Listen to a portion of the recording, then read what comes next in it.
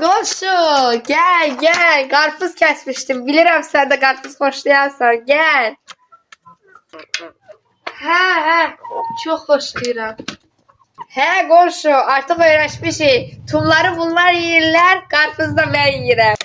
Hə, gəl, sənin üçün də verim.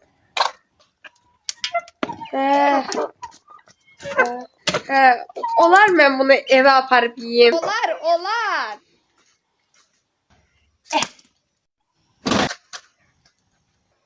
Ne oldu bay Qoşu? Qoşu, ola biraz özüm pis hiss elədim. Ona görə əlimdən düşdü. Yəqin soyuqlamısan. Amma narahat olma, səni qarpızsız qoymaram. Gelib gətirirəm. Boy, hara getdi bu? Neyse, bunlar da mənə qaldı. Ben alamın vere